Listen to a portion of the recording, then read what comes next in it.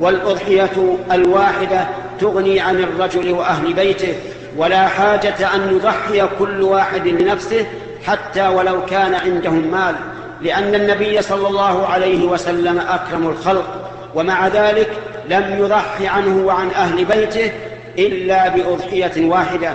وكان أهل بيته 9 نسوة ومع ذلك لم يضحي إلا بأضحية واحدة صلوات الله وسلامه عليه.